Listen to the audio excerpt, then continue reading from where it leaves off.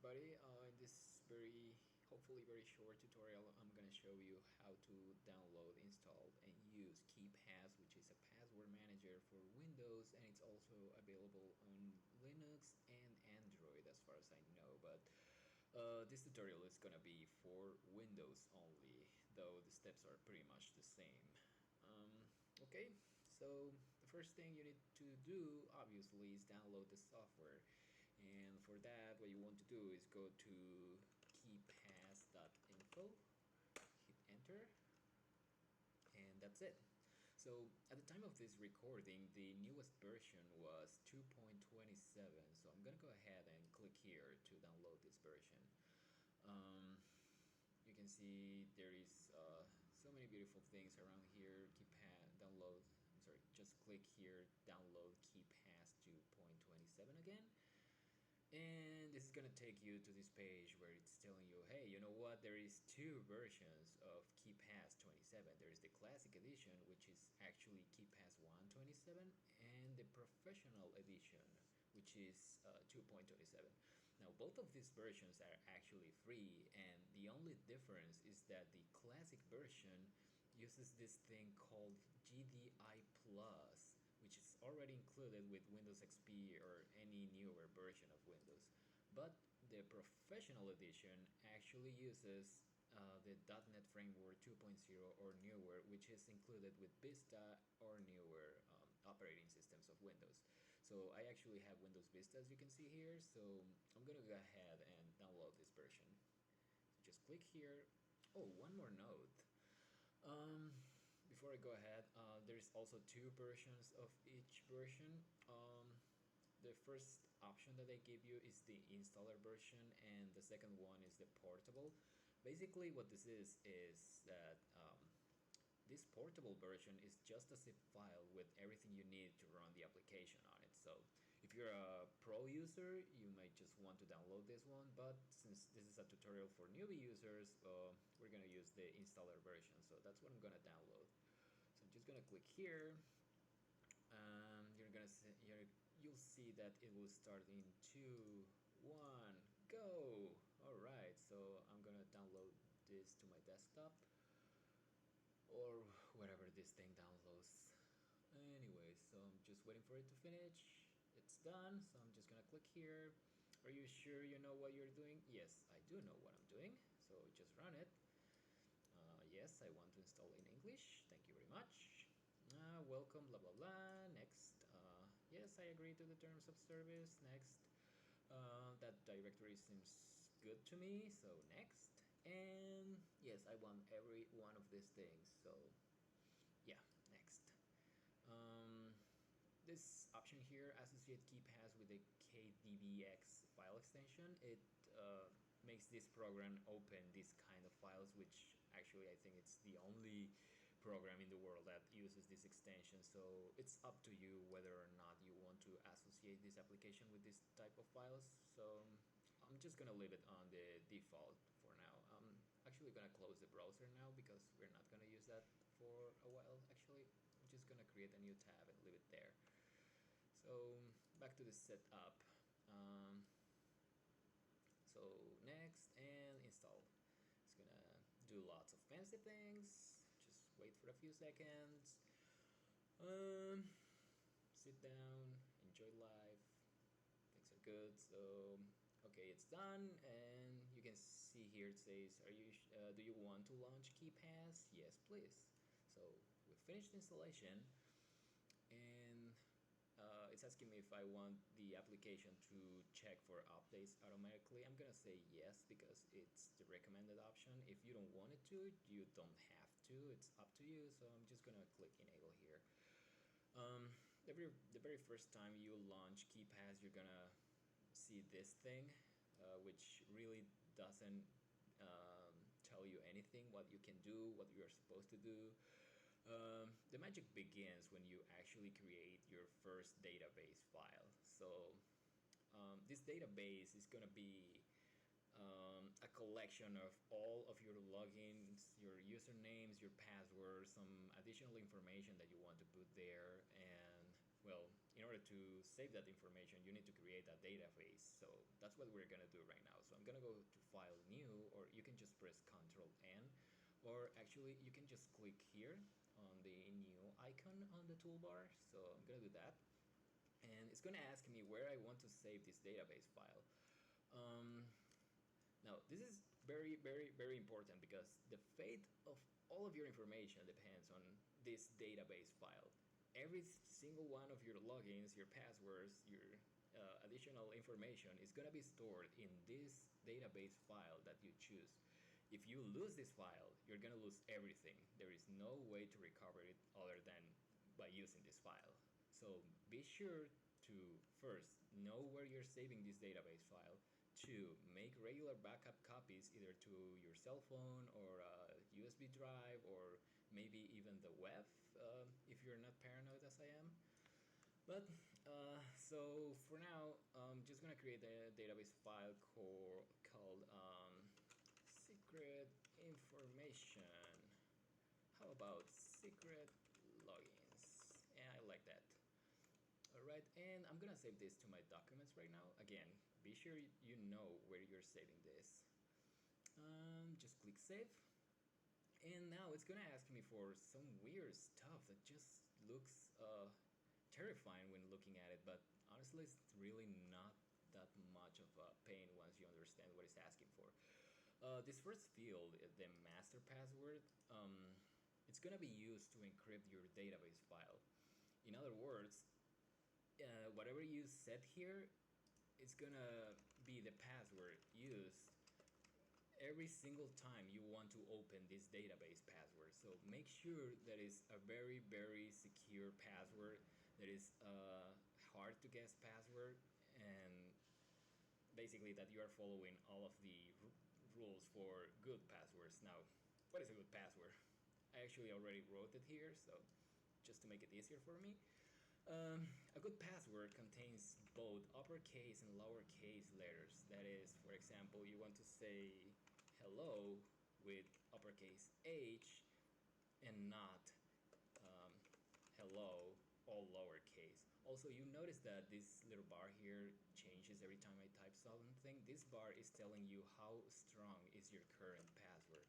So you want to get it as close as full as possible. Anyways, back to passwords. A good password has numbers on it, so instead of just saying hello, you can say hello you too over there. And a good password also has special characters on it. This can be anything like, for example, spaces like I did here, or you can use things like commas, exclamation points, or maybe parentheses. Who knows? Something like that. And last but not least, a good password has more than 10 characters. Forget about 8. Right now the standard is 10, and rest assured that this number is gonna keep just going up and up as computing power progresses. But for now, longer than 10 characters is good enough. So I'm gonna create my master password, something that nobody can guess. Oh, by the way, there is also tips for creating bad passwords if you want to. A bad password is one that it's easy to guess. For example, if you have 2 children, you say, I have 2 children. I don't know. What is this? John and Mary. That's, even though this is a very long password, and you can see here it says that it's very secure, it's really a bad password because all of these are very common words, and if your children are actually called John and Mary, a lot of people are going to try to guess this. So you really don't want to use this as a password. Also, bad passwords are short. Remember how I was just typing hello? Well, that's a really bad password, as you can tell down here. And well, I already mentioned that that bad passwords use only basic, very well-known words, like for example, only words that are found in a dictionary. try using words that nobody knows about. If you speak a foreign language or any other language, try mixing them. Like for example, hola, speak something like that. Um, and of course, a bad password is something that is either really hard to remember or really hard to type to you, because remember, you're gonna be typing this password every single time you try to open your database. So it better be something that you can type really fast and that it's not gonna slow you down and that you're not gonna get annoyed to typing every single time. Um, in this case, I'm gonna go for something simple like something simple yet hard to guess. OMG, really hate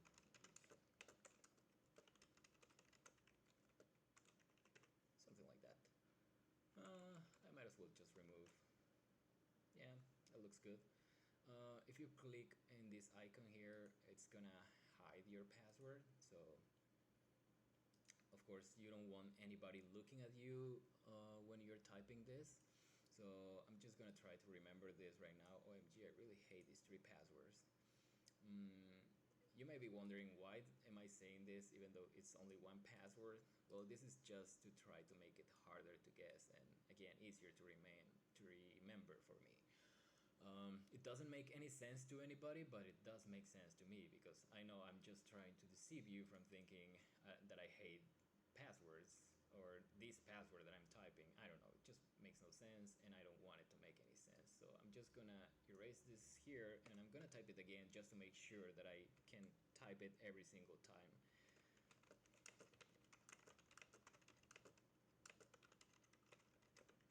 There you go. It's fairly secure. Okay, so these two options are a little bit more advanced. I totally do not recommend using this last one. You can read the warning here, but in short, don't use this one. This one, I'll talk about it later if I have more time. Suffice to say, this is just additional security, and you can play with it if you want. Let's not use that for now. So, OMG, I hate these three passwords. That's my password. So, okay. Now it's gonna ask me for a few options for this database. You really don't need to fill any of them other than this one. I totally recommend coming here and at least clicking this 1 second delay button. What this does is increments this nice little number that you see here. It may not seem important to you. The non-technical explanation is the higher this number, the harder it is for a computer to do a brute force attack on your database. I'm not gonna go into technical details, but you want to make this number as high as possible, but not so high because it's also gonna make loading and saving your database a lot slower. So again, the higher the number, the slower it's gonna be to save or load your database. So just 1 second delay is good enough. For the rest of the options, that's just okay. Just leave it like that. You may actually want to give your database a name. For example, I'm gonna call this my data and maybe a description. I use this database to store login information because I feel like it. Good. So just click OK and you're all set. Now you have created your first database.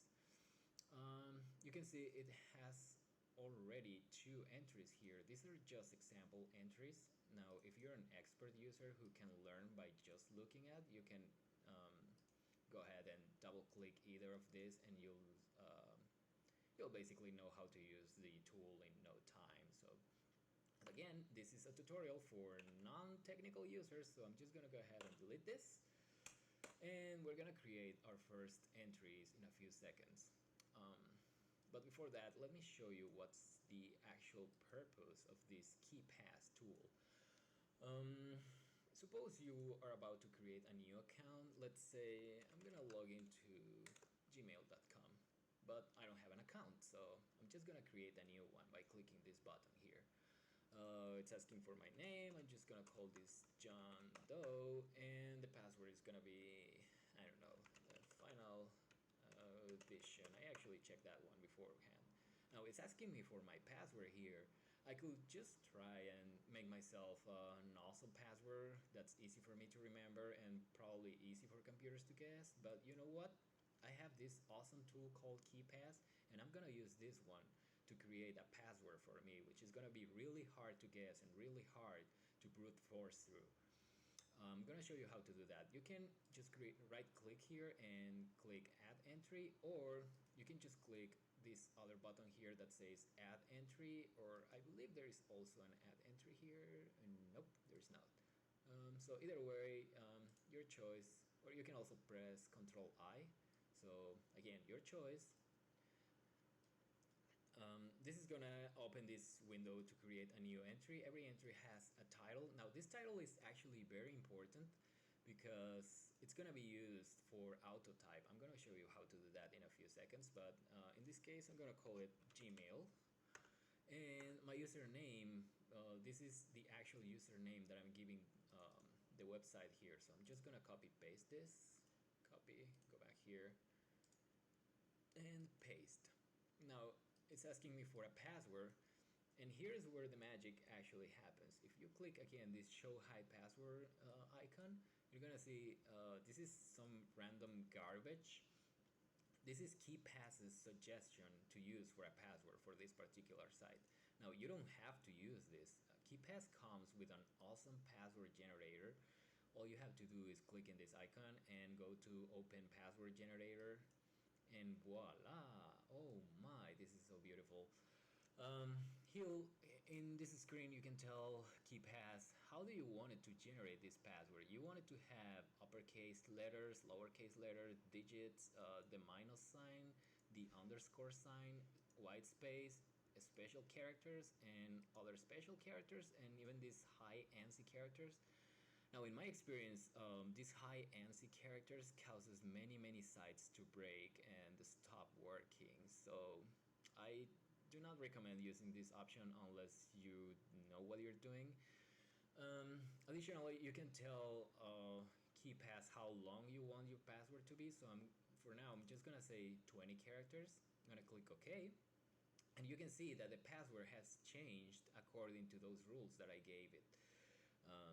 Again, I can just go back here, open password generator, mark all those options again, click OK again, and it's going to generate a different password.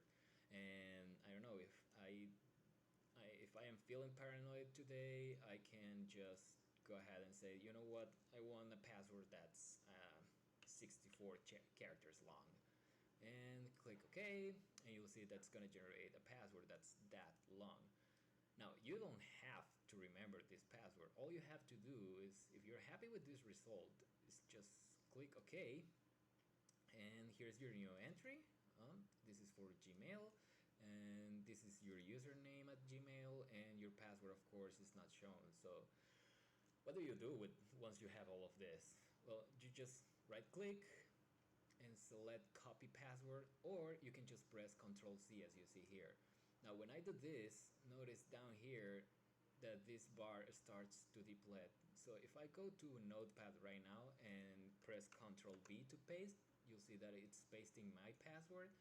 But once this bar is gone, which it's gone now, if I try to press Ctrl B again, your password will no longer be in your clipboard. So it's only gonna give you about 12 seconds to copy and paste this password in whichever field you are going to use it. So I'm gonna show you another option for password generation. Again, open the password generator. In addition to all these nice little options, oh, very important, not every site supports every single one of these characters, especially these special and brackets characters are not accepted by many sites as characters for a password. So if something is failing for you, just be sure to uncheck those.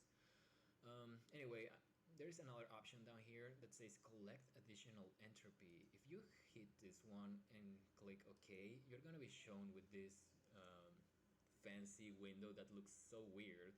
But what it's telling you is that it's going to generate a random password using the information that you give it here. Again, you don't have to remember any of this information. It's just used for random number generation. So one thing you have to do is move the mouse around this grayish area. You'll notice down here that as I move the mouse, this bar starts to fill up. That's how many bits it has collected from your mouse movement. So in other words, every time you move your mouse, it's generating a random number based on the information that's below the mouse. It's also asking you to type some random characters here. So what I usually do is go to whatever I have in hand, like for example, I just go to Google and say whatever, just, and I don't know, just copy this. Control C, go back to KeePass, Control B. Again, it can be anything. You can fill it with just random trash if you feel like it. If you can use whatever. It's just random information for random number generation. You don't have to remember any of this. So I'm gonna click OK here. You can see now the password is not being shown. I don't need to see the password. I'm gonna show you. I'm just gonna click OK. So I'm gonna select this first entry, hit Control C, go back to Gmail, and just hit Control B twice, and that's gonna be my password. And I'm done here. So I'm gonna prove that I'm not human.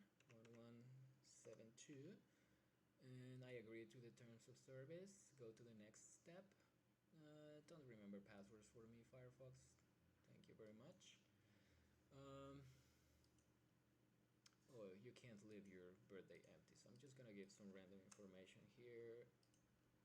01, whatever, 1980s, because the 80s were awesome. I am something else.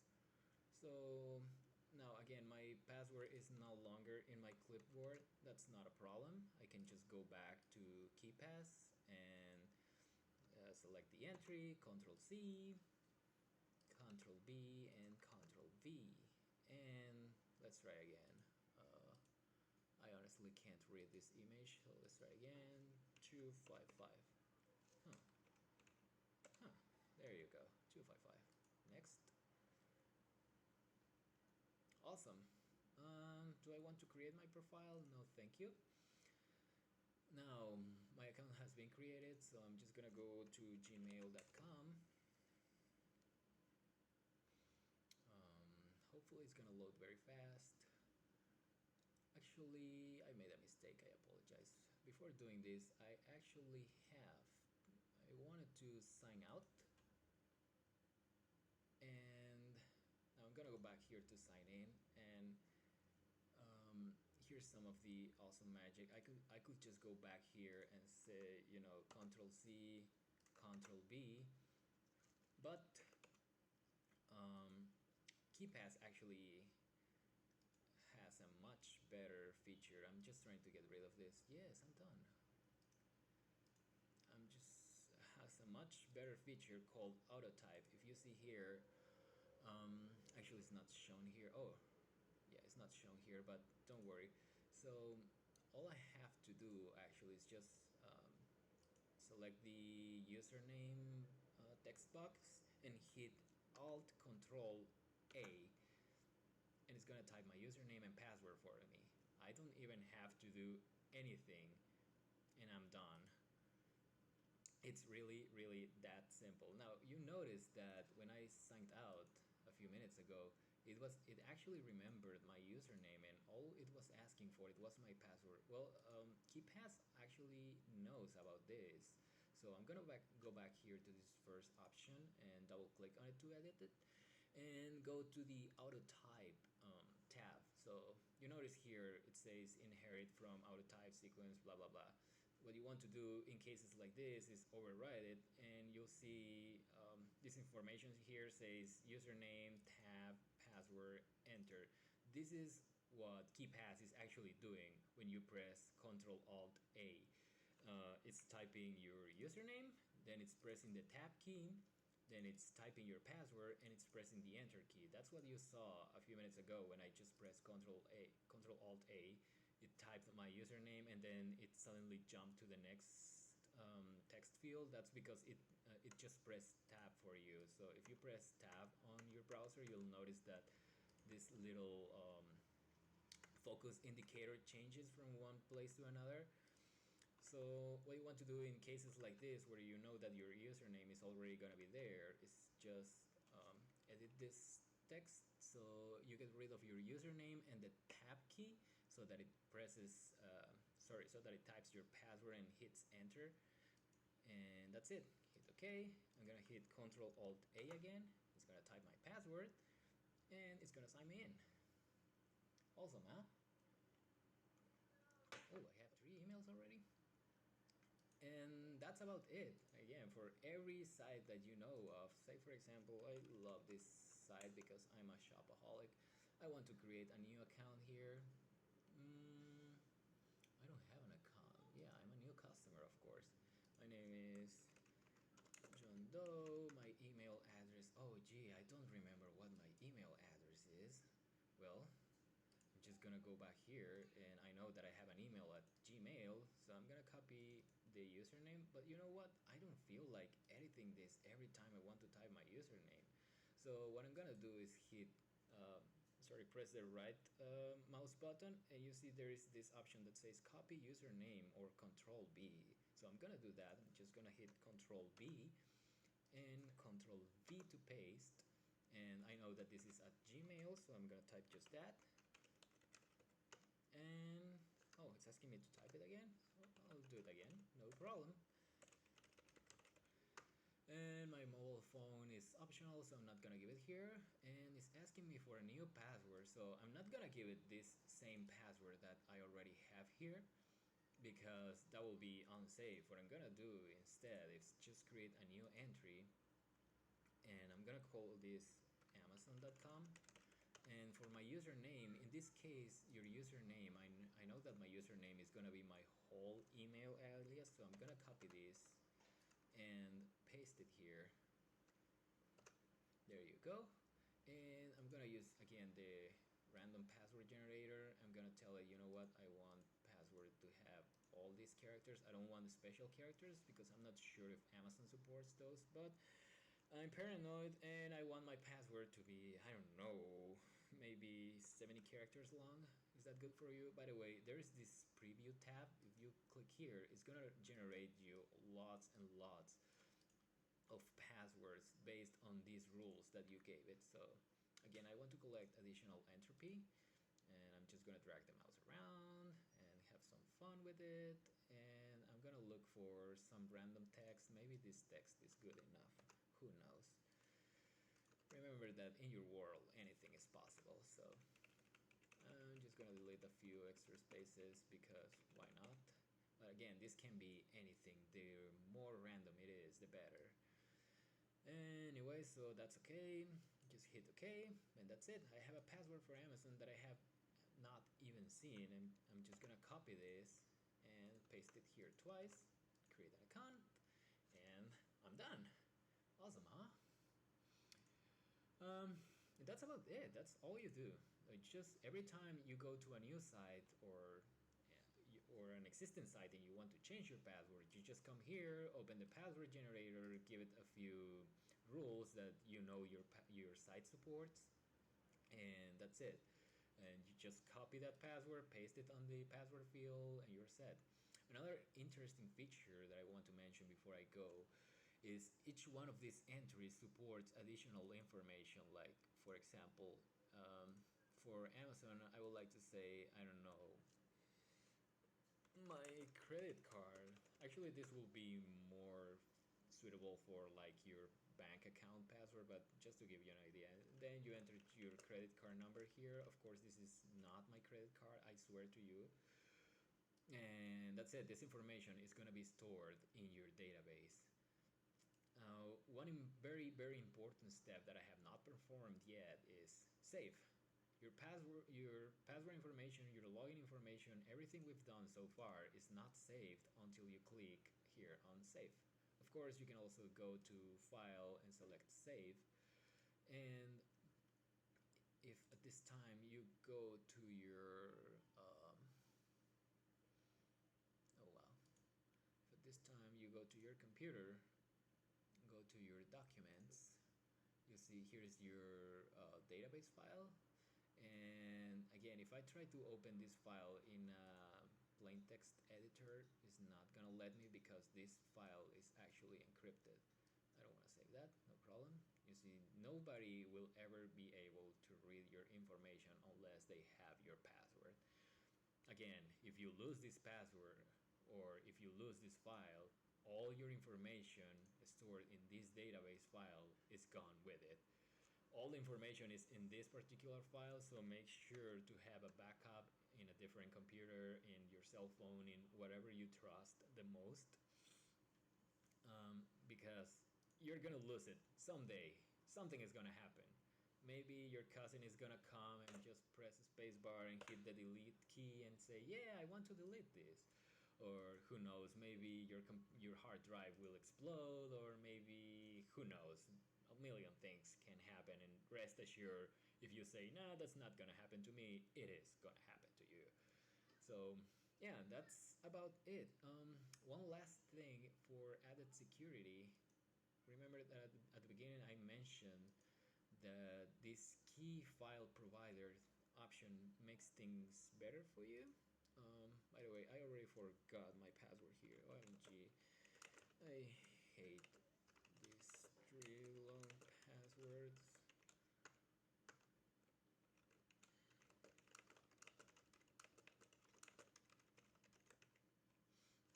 Alright, this key file or provider, whatever, um, this is an additional feature for security.